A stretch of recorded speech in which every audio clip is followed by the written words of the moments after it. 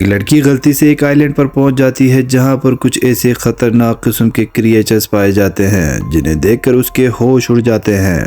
कहानी की शुरुआत होती है और हम जेन नामी एक लड़की को देखते हैं जो गलती से समंदर में बहकर एक आइलैंड के किनारे पर पहुंच जाती हैं। इसके साथ इसका एक दोस्त भी वहां पर बहकर पहुंच जाता है और वो उसे जाकर चेक करती है और चेक करने पर उसे पता चलता है कि वो मर चुका है। वो अपनी फ्रेंड की बॉडी को वहीं पर छोड़कर आगे निकल जाती हैं। वो एक ऐसे आइलैंड पर फंस चुकी थी जहां उसके अलावा और कोई मौजूद नहीं था। वो बिल्कुल अकेली थी।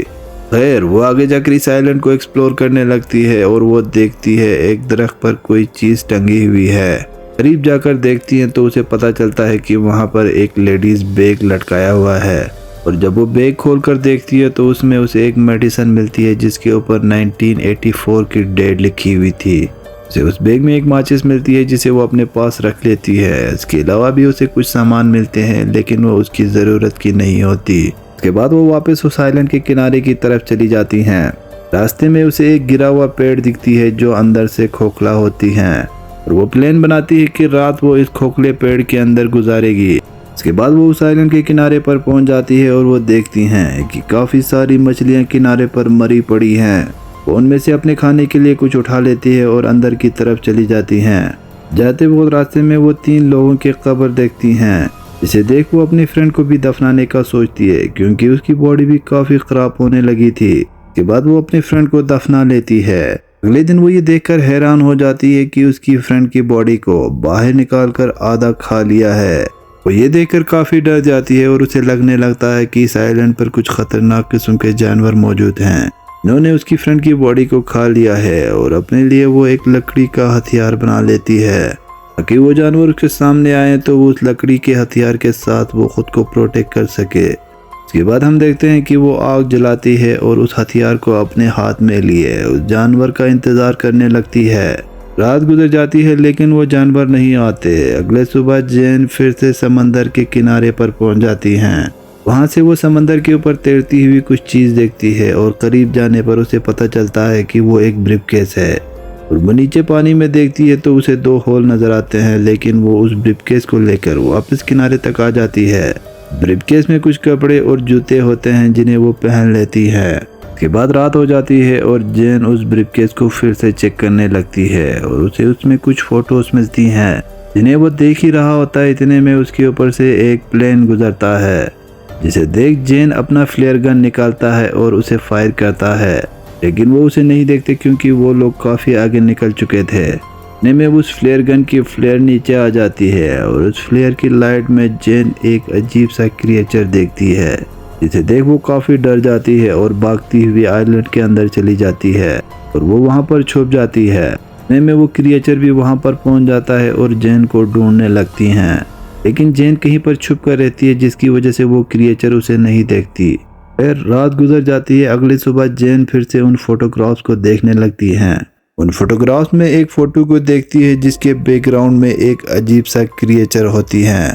तो वो समझ जाती है कि ये वही क्रिएचर है जिसे उसने कल रात को देखी थी और वो समझ जाती है कि इस फोटोग्राफ में मौजूद लोगों को इसी क्रिएचर ने मारा होगा। इसकी वजह से जेन और ज़्यादा डर जाती है और वो वहाँ से किसी भी तरह निकलने का सोचती हैं। वो उस ब्रीफकेस को खाली कर देता है और उसमें अपनी लाइफ जैकेट डालती हैं। उसके बाद वो उसे पानी में डालती है और ख़ुद उसके ऊपर चढ़ जाती हैं लेकिन वो ब्रीफकेस पानी में डूब जाती है जिसकी वजह से उसका प्लान फेल होता है। वापस उसी जगह आती है जहाँ उसने रात गुजारे होते हैं। वहाँ वो उसी गिरे हुए पेड़ को देखती है और वो सोचती है कि आज रात वो उसी पेड़ के नीचे गुजारेगी। रात हो जाती है और वो क्रिएचर फिर से आ जाता है और उसे पता चलता है कि जेन उस पेड़ के अंदर सोई भी हैं। क्रिएचर उस पेड़ को तोड़ने की काफ़ी कोशिश करता है लेकिन वो नाकाम रहता है। वह हो जाती है और जब जेन बाहर निकलती है तो वो देखती है कि वो पेड़ बाहर से काफ़ी टूट चुके हैं। के बाद अगली रात गुजारने के लिए वो फिर से एक प्लान बनाती हैं। वो समंदर के किनारे पर से एक बड़ा सा मछली पकड़ लेती हैं और उसे लाकर वहीं करीब टंगा देती हैं। उसका मानना था कि वो क्रिएचर जब रात को वापस आएगा तो वो उस मछली को देखकर उसे खा लेगा और वापस चला जाएगा जिससे उसकी जान बच सकेगी। रात हो जाती है और वो क्रिएचर फिर से आ जाता है और वो मछली देखकर उसे खा लेता है और वो चला जाता है। अगली सुबह हो जाती है और जेन की प्लान कामयाब हो जाती है। अगले दिन उसे समंदर के किनारे किसी की बॉडी दिखती है। करीब जाने पर पता चलता है कि वो मर चुका था। उसकी बॉडी काफी सड़ चुकी थी। वो उस बॉडी को भी लाकर वहीं टंगा देती है जहां उसने वो मछली लटकाया था।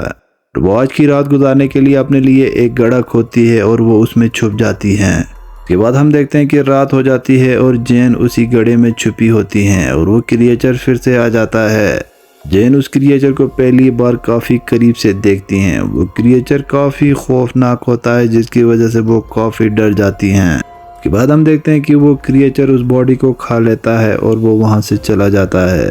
सुबह हो जाती है और अगली रात गुजारने के लिए जैन अपने लिए एक सेफ जगह बनाने का सोचती है। जैन को अब उस क्रिएचर के हाइट का पता था, जिसकी वजह से वो अपने लिए दो पेड़ के दरमियान एक झूला बनाती हैं और वो उस झूले को काफी हाइट पर बनाती है। क्रिएचर की हाइट उस झूले से कम थी, जिसकी वजह से वो उस झूले तक नहीं पहुंच सकता था। रात हो जाती है। वो क्रिएचर फिर से आ जाता है और उसे पता चलता है कि जैन उस झूले में सोई हुई हैं। ज्यादा हाइट की वजह से वो क्रिएचर उस झूले तक नहीं पहुंच पाते, जिस पर वो उस पेड़ को जोर जोर से हिलाने लगते हैं और जैन नीचे गिर जाती हैं। जैन वहां से भागने लगती है और वो क्रिएचर उसका पीछा करने लगता है। वो क्रिएचर जैन से काफी तेज होता है और वो जैन के सामने पहुंच जाता है। फिर हम देखते हैं कि जैन अपने हाथ में मौजूद उस लकड़ी के हथियार को उस क्रिएचर के पेट में घुसा देता है। इसकी वजह से वो काफी जख्मी हो जाता है और वो जैन को उठाकर पानी में फेंक देता है और वो वहां से चला जाता है। जैन किसी भी तरह पानी से बाहर आती है और वो एक पेड़ पर चढ़कर वहां छुप जाती हैं। अगली सुबह होती है और जैन फिर से समंदर के किनारे बैठी होती हैं। वो देखती हैं कि उसके पैर काफी जख्मी हो चुके हैं और वो उसे धोने के लिए पानी के करीब आ जाती हैं। यहाँ वो दूर समंदर में एक बोट को देखती हैं। इसे देखकर वो काफी खुश हो जाती हैं और वो तैरती हुई उन तक पहुंच जाते हैं। वहां पहुंचकर वो देखती हैं कि उस बोट में एक कपल मौजूद थे। दरअसल ये लोग उसके दोस्त होते हैं। के बाद ये दोनों जैन के पास आ जाते हैं और जैन इन्हें खाने को मछली देते हैं। फिर जैन उन्हें उस क्रिएचर के बारे में बताते हैं और बताती हैं कि मैं 7 दिनों से यहाँ पर फंसी हुई हूँ। हमें जल्द से जल्द यहाँ से निकलना होगा, वरना वो क्रिएचर हम तीनों को मार देगा। लेकिन ये दोनों जैन की बातों पर यकीन नहीं करते। वो कहते हैं कि हम 5 दिनों से समंदर में भटक रहे थे, मुश्किल से हमें एक आइलैंड मिला है और तुम कह रही हो हमें यहाँ से जाना होगा। हम यहाँ से बिल्कुल नहीं जाएंगे। फिर जैन इन दोनों को वो फोटोग्राफ दिखाता है जिसमें उस क्रिएचर की तस्वीर होता है। इसके बाद भी ये दोनों जैन की बातों पर यकीन नहीं करते और जैन समझ जाती है कि ये दोनों नहीं मानने वाले। अगली सुबह उन दोनों का बोर्ड लेके वो चुपके से अकेले निकलने ही वाला होता है।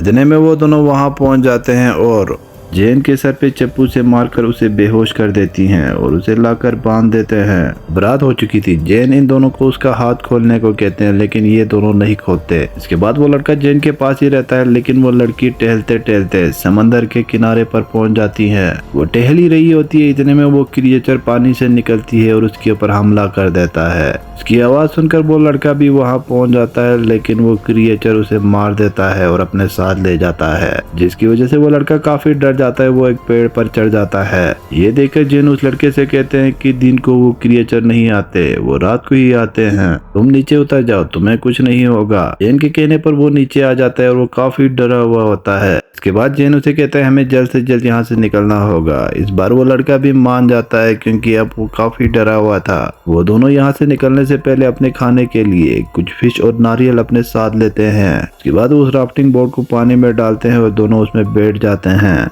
वो दोनों थोड़ा ही आगे निकल जाते हैं। इतने में उस लड़के को पानी में वो क्रिएचर नजर आता है, जिसे देख वो दोनों डर जाते हैं और बोट के पर्दे बंद कर देते हैं। लेकिन वो क्रिएचर नीचे से सुराख करके उनके ऊपर हमला कर देता है।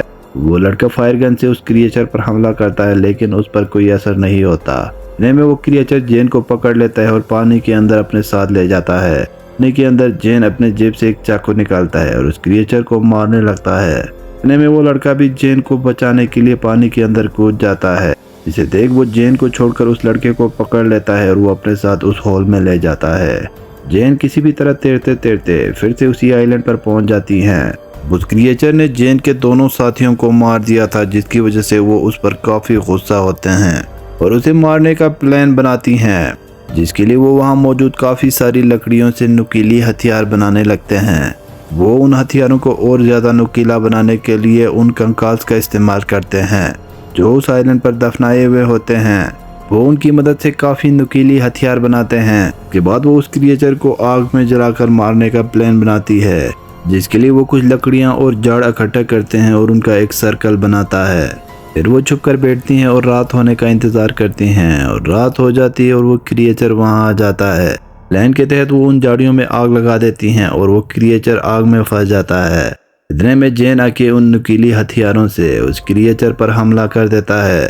वो उस क्रिएचर को मार मार कर काफ़ी जख्मी कर देता है, जिसकी वजह से वो नीचे गिर जाता है। इसके बाद जेन उसका सर काट देता है और उसे मार देता है।